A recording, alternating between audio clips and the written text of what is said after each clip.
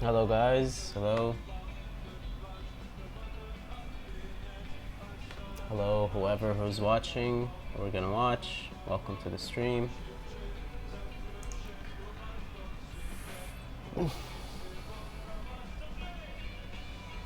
Just a second here.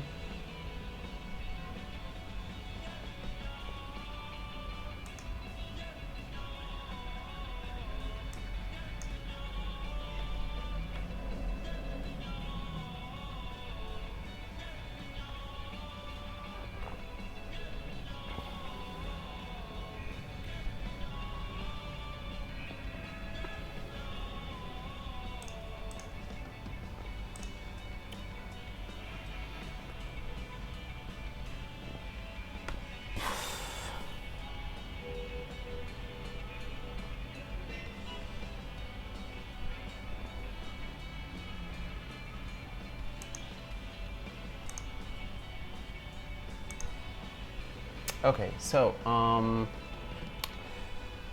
I just saw a video from Kurzgesagt, and I really like the idea of the video, and I have some thoughts on the video that I want to discuss. So let's watch the video, and then I'll talk about what I was thinking. Okay, just a second.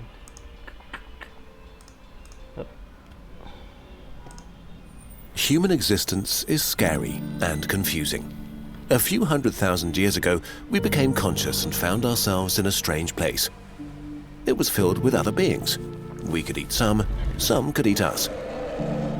There was liquid stuff we could drink, things we could use to make more things. The daytime sky had a tiny yellow ball that warmed our skin. The night sky was filled with beautiful lights.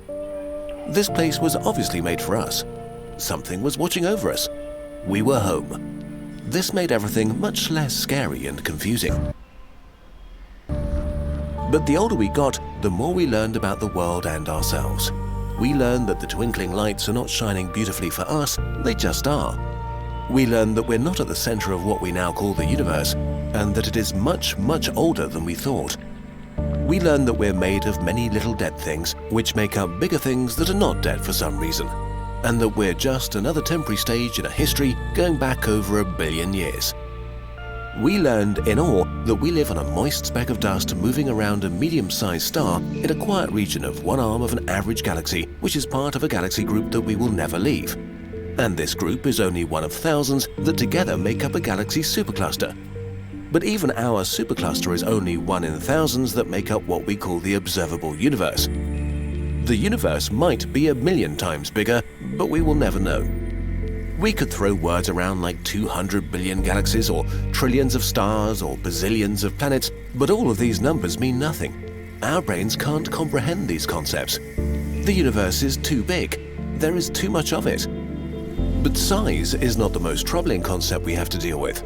It's time, or more precisely, the time we have. If you're lucky enough to live to 100, you have 5,200 weeks at your disposal. If you're 25 now, then you have 3,900 weeks left. If you're going to die at 70, then there are 2,340 weeks left. A lot of time, but also not really. And then what? Your biological processes will break down, and the dynamic pattern that is you will stop being dynamic. It will dissolve until there is no you left. Some believe that there is a part of us we can't see or measure, but we have no way to find out. So this life might be it, and we might end up dead forever. This is less scary than it sounds though. If you don't remember the 13.75 billion years that went by before you existed, then the trillions and trillions and trillions of years that come after will pass in no time once you're gone. Close your eyes. Count to 1. That's how long forever feels. And as far as we know, in the end, the universe itself will die and nothing will ever change again. Our videos induce existential dread in many people, and the last few minutes probably haven't helped. So for once we want to offer a different way of looking at these things, an unscientific, subjective point of view, the philosophy of Kurzgesagt if you want. Please take it with a grain of salt, we don't know any more about human existence than you do. we counter existential dread with optimistic nihilism. What do we mean by that? Okay, so I just want to clarify something. So for a lot of months, ever since I stopped following religion and I became an agnostic, I was really lost into this idea of nihilism, because in actuality nothing really matters, and the opposite point of view, or how can I say this?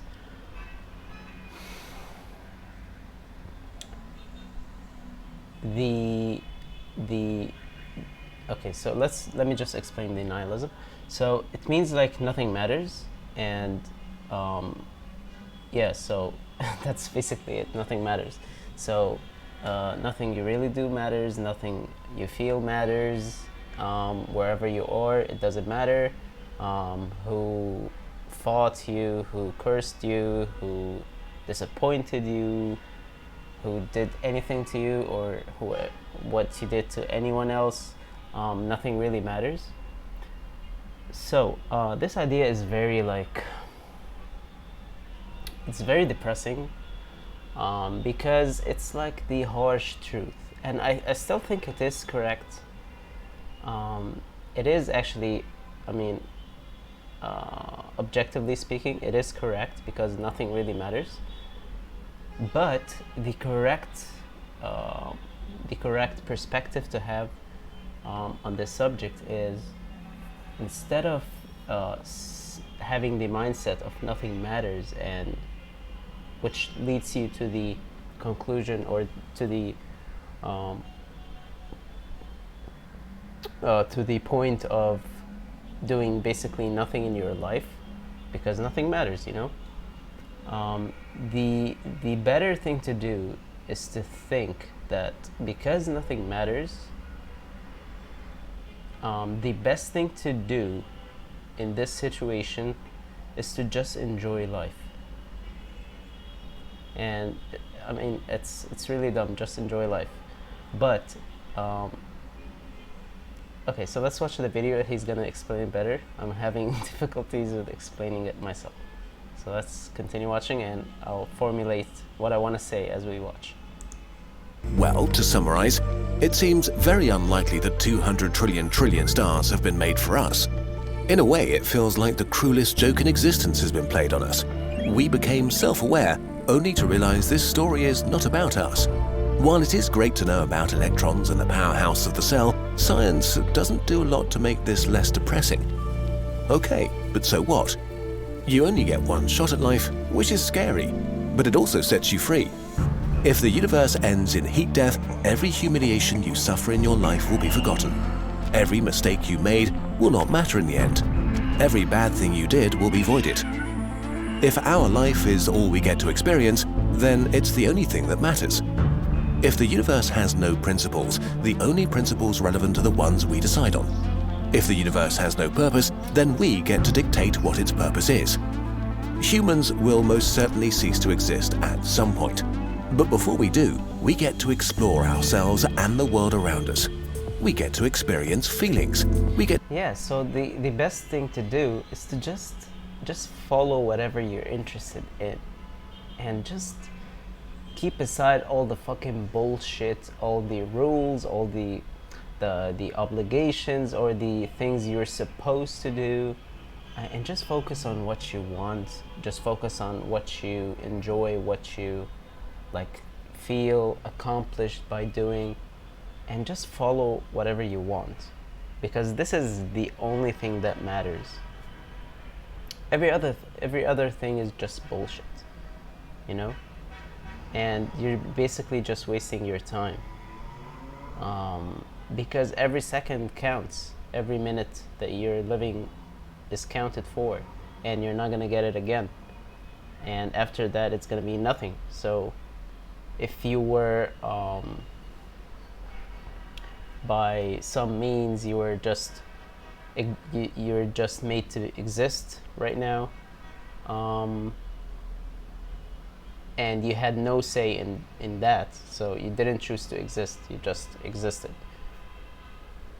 So the better option is to just enjoy it instead of just how do I say this, instead of just wallowing about your existence and just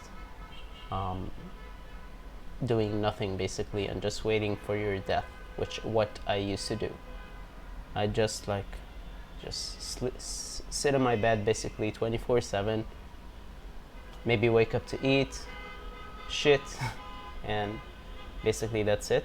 Because I didn't, and I still do that also. Like I haven't like completely transformed. I'm still guilty of that. Because I thought like it doesn't matter.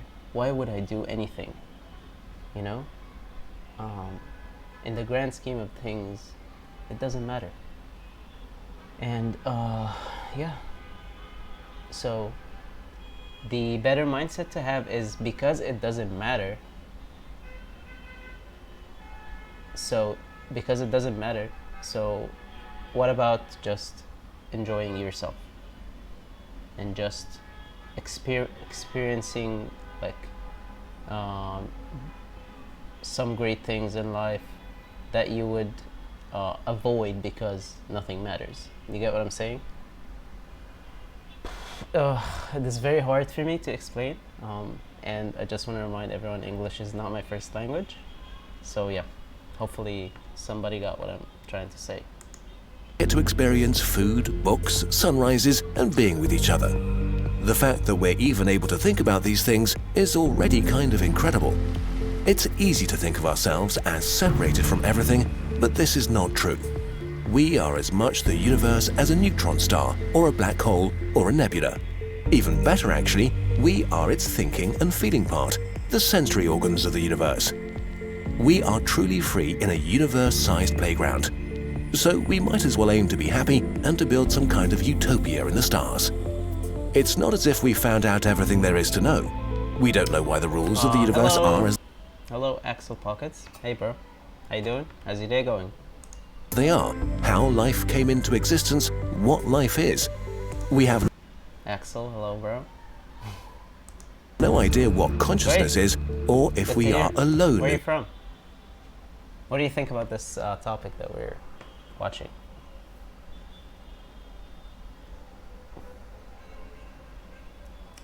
It's raining. I got some. Whoa, pretty nice. I love this actually. Like as an introverted person myself, I love these like very chill, just raining. You're sitting in your bed. It's very cozy. Watching some movies, watching some TV shows. It's really nice. Switzerland. Wow, that's very far away. Okay, great, bro. Nice to meet you. Let's continue the video. In the universe, but we can try to find some answers. There are billions of stars to visit, diseases to cure, people to help, happy feelings to be experienced, and video games to finish. There is so much to do. So wrapping up, you've probably used up a good chunk of the time available to you. If this is our one shot at life, there is no reason not to have fun and live as happily as possible. Bonus points if you make the life of other people better. More bonus points if you help build a galactic human empire. Do the things that make you feel good. You get to decide whatever this means for you.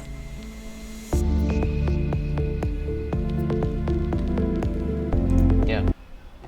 So, in terms of that, I also want to speak about like the. Oh, sure, go ahead, bro.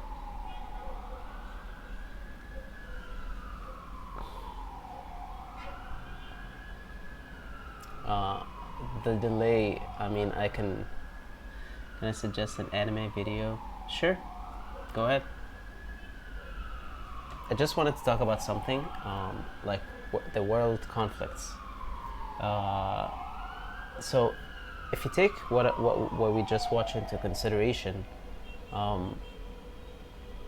if everybody thought like that, if everybody thought that nothing matters, like we're all here because something outside of our hands, and we didn't want it to happen. We just simply existed here.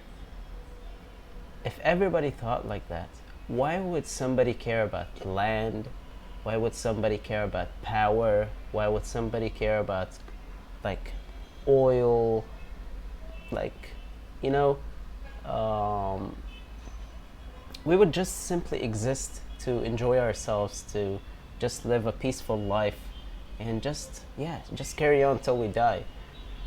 I mean, yeah, so I don't like really understand why people, I mean, if everybody, not everybody has this thought process, of course, but if you have that thought process, I wouldn't understand why you would worry about all these things. So let me see here. Yep. Oh, no worries. Let me see. The anime is about soccer. It's called Inazuma 11. Let's see.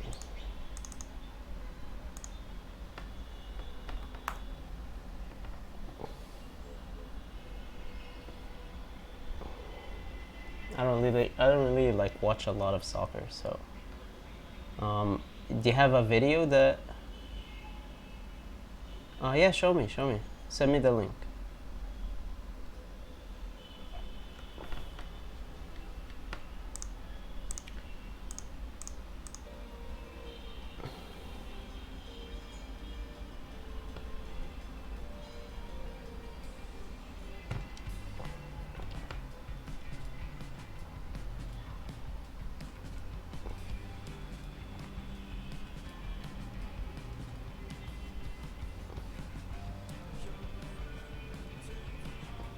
Thank you for the follow, by the way, bro.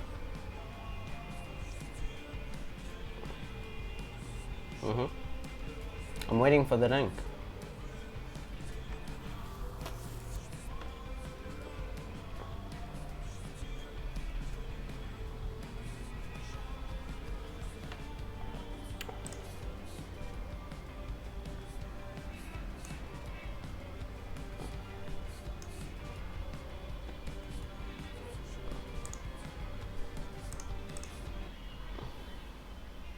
Let's see.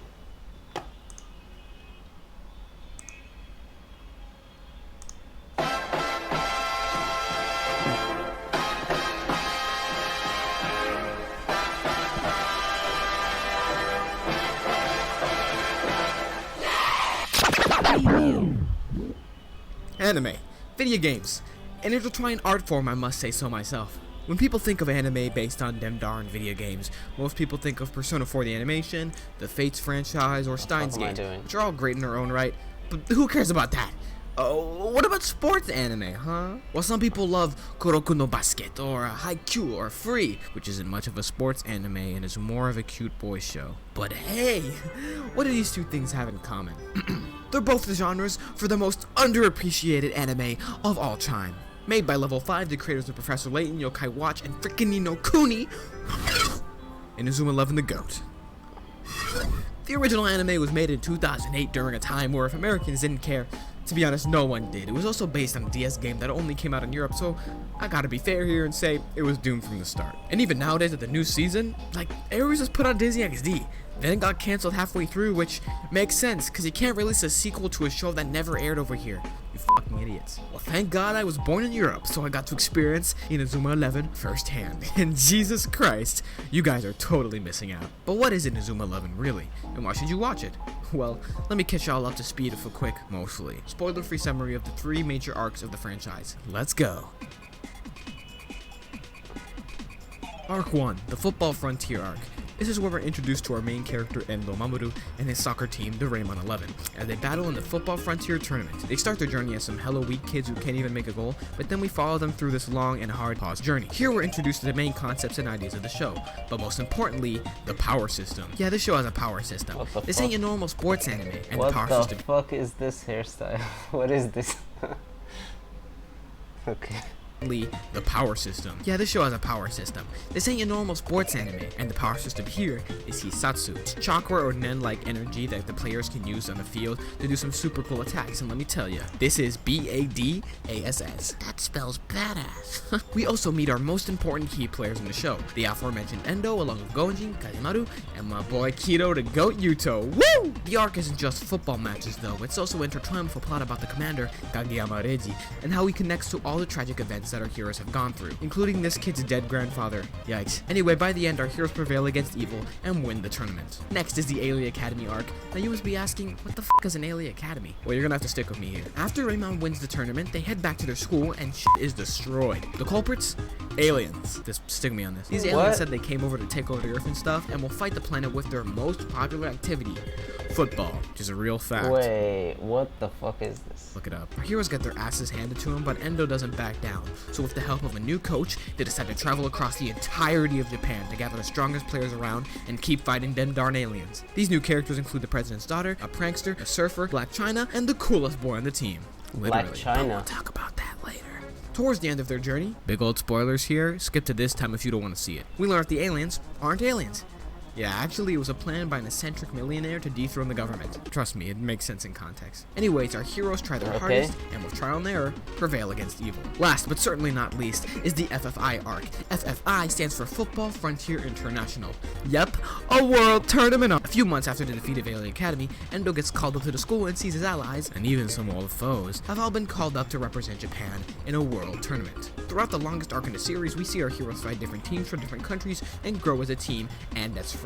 This is where we see the conclusion of a bunch of character arcs that were set up all the way back in season 1. But the main villain of the series is a crazy surprise. Major spoilers. This is like the biggest reveal in the series and changes how you view the entire series from now on. Skip here if you don't want to see it. Endo's grandfather, who we thought was dead, was in fact hiding in Africa to train a team and gain research to prove that a billionaire was trying to start a world war using soccer. I love this show, dude! Anyway, the good guys prevail against evil and Japan wins the world tournament. What's going on, bro? The end. What That was pretty cool, maybe a little too fast. So if you really want to get into what I was talking about, go watch the show for yourself. But if you're still not convinced, don't worry, I got you. People often ask me, why do you even watch the show? Soccer can't be that cool. Now, while these matches are pretty intense without context, with context they get way better because of the characters. First, let's discuss our main guy, Endo Mamoru. Endo is your typical shonen boy with typical shonen values. He just wants to be a great soccer player like his granddad and be a good captain. He believes that if you have a good heart, work hard, and believe, you can do anything. He's a nice kid, and his catchphrase is low-key blood pumping. Sakai! I'm sorry. I'm probably gonna get rid of that. Now, while he's a very typical shonen hero, his character gets a little deep when you see him at his low points. Like in season 2. Spoilers. Kazemaru dips because he thinks he's not strong enough to beat the aliens.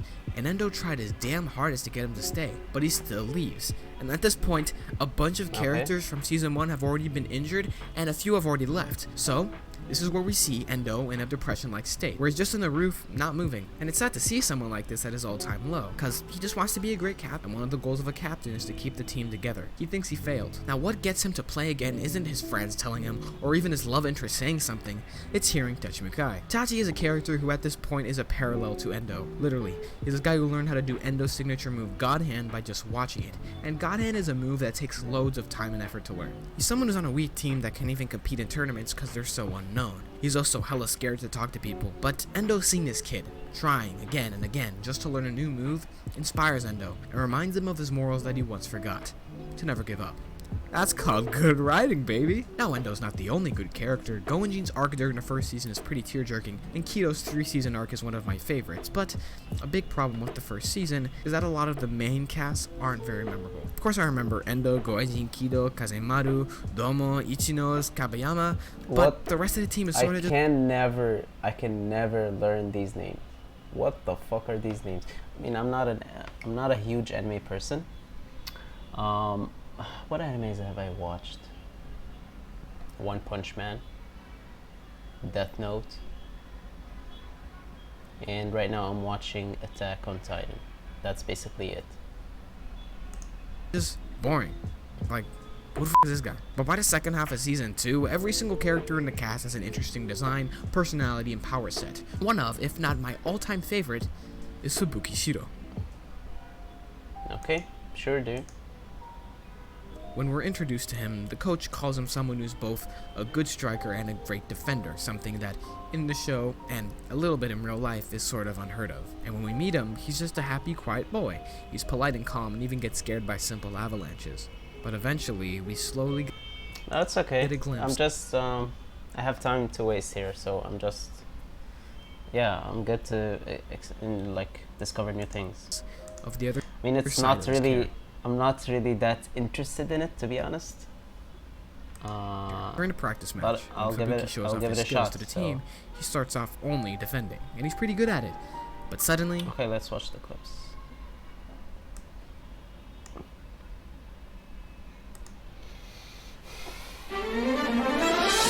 みんな今夜は1時間の稲妻イレブン爆熱スペシャルだ。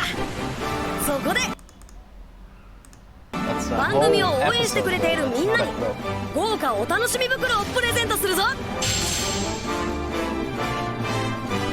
キーワードクイズに答えてどんどん応募してくれ。キーワードの空いているところは番組の中で発表するから、最初から最後まで隅々まで見逃すな。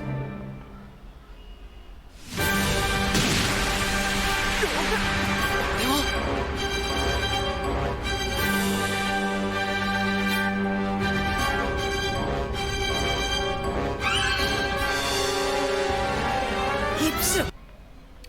I grew up with something similar to this. It's a soccer show as well. I don't know what it's called in English. In Arabic, it's Captain Magid. I don't know what's in English. Captain Magid. Anime. Yeah, that's what I grew up on. Captain Tsubasa. How does that translate to Magid? I don't know. Tsubasa. Do you know this one? You're Arabic? From Switzerland? Wow. What are you doing there?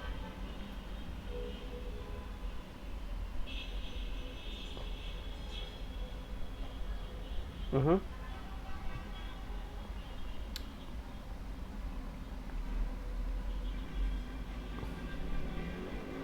He's studying half Swiss, half Syrian. Oh, okay, interesting.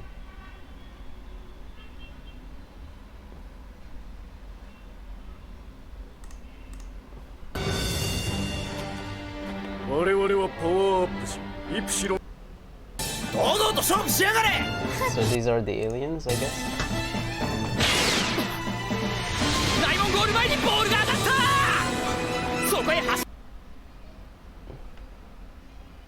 Yeah, I have no recollection of Captain Magid, honestly. I just remember it was like a huge thing, and like the episodes used to be like 90% him kicking the ball, and he used to score a goal every season or something like that. Like it used to take a season for him to score a goal. So that's all I can remember. り込んでくるマキュアメトロンゼル。これは前回遠藤からゴールを奪ったあの必殺技。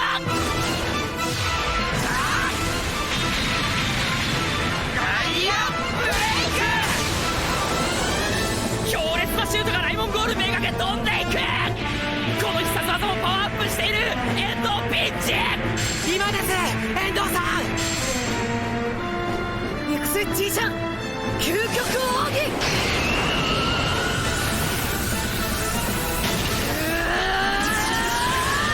正義の鉄拳。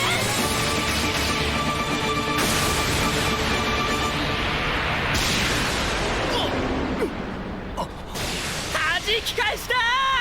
遠藤の正義の鉄拳がガイアブレイクを完全シャットアウト。まさかこれほど完璧に止められるとは。 No, it's okay. I'm just I'm making up my mind. I don't know if I'm gonna watch it or not. So I'm just making up my mind. 面白い技だ。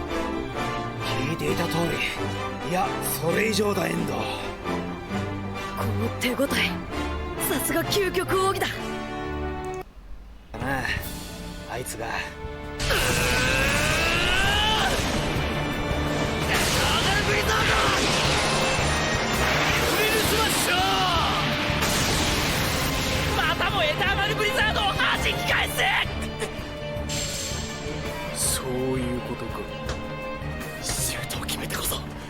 俺はここにいる価値がある。いくら点を取ってもディフェンスがしっかりしてなきゃ。So I think it's a little bit too childish for me. Honestly, it's like I can't take soccer that seriously, so I don't know how I'm gonna watch this. So yeah, that's my honest opinion on it. What were we doing?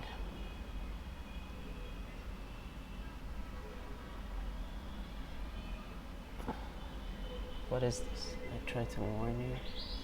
Read that. Do you know what that it exists? A Hitler clone that is immortal in the Foundation. He has no brain, so yeah, an immortal Hitler clone. Try to warn you. Read that. Do you know that? What do you mean? So in this anime there is a Hitler clone, and he's playing soccer. He's playing soccer, I guess. That's cool. What were we doing?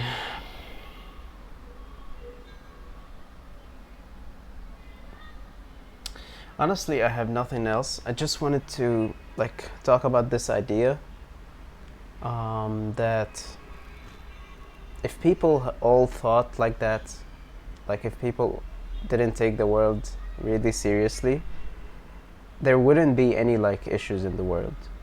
We would all share everything, we would all enjoy ourselves, there wouldn't be any famine, any struggles. It would be good. But people created these sects and religions and ideologies, and these complex thoughts separated us. If we stick back to the basic form of life, which is nothing matters, we're all here without our consent, and we just have a certain amount of time to exist. So how about we live peacefully with each other and enjoy ourselves, and yeah. So that's basically it. Then again, maybe these things, these separations, ideologies, these things, maybe they spice up life and they give people a meaning in order to live. So it's basically like drama in order to survive, I guess. Maybe that could be it. Yeah. So that's basically it. Honestly, I have nothing else to say, so I'm just gonna end the stream here. Thank you so much, Axel, for joining me. It was really nice to meet you, and looking forward to see you again, bro. Yeah. Okay, so thank you so much, and bye bye.